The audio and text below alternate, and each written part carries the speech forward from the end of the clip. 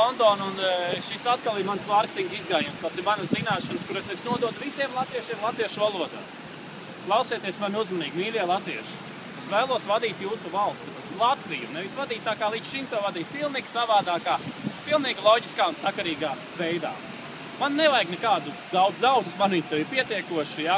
Pasaulē tagad ir 7 miljardi iedzīvotāji. Šitā ir Londona, šeit ir 10 miljoni, apmēram, plus mīnus. Es šodien pa ielu ejot, es redzēju jau 100,000 iedzīvotājs, un viņi mani, un tie ir iedzīvotāji no visas pasaules.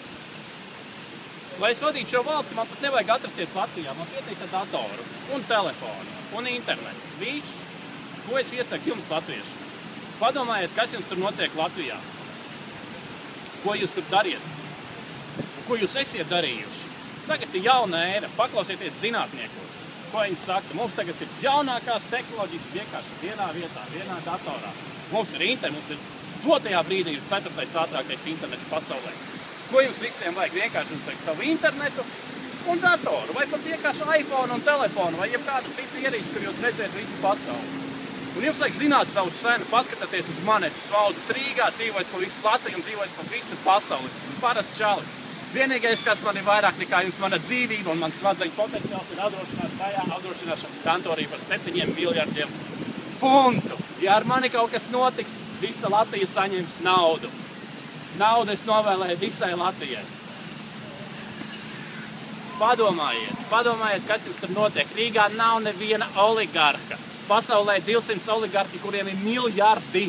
Neviens no Rīgas tiem esošajiem oligarhiem ne tuvu nestāv tiem oligarhiem. Viņiem tur ir kaut kādi santīni kabatās, bet ja salīdzina tā globāli. Iesaku jums domāt globāli, 7 miljardi cilvēku ir pasaulē. Reku man ir sofa kurpītes. Šeit neviens tādas nav redzējis. Viņas ir Latvijā rokām uztaisītas no īstas ādas. Es viņām esmu pārgājis daudz visādiem tildiem pāri 17, nezinu cik valstīs. Reku un arī sofa skēdīte, vēl kaut kādas skēdītes. Ko tas dators vispār rāda? Paskatieties, kā cilvēki dzīvo Londonā.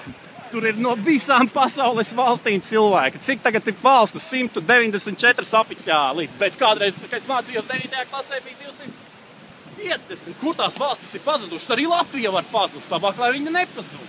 Tāpēc es saku, apvilksim Latvijai no koka apkārt žogu. Nevienu tur nelaidīsim. Mums nevajagot šitos tetos angļus, kas tur pie mums pie brīvības pieminekļa čurā. Tādas mums nevajag. Памятайте, tur kaut kur aiziet почурāt. Все, съемка была снята Александром В.А. Скоро вы увидите ее по латвийскому телевидению. Вису лабу.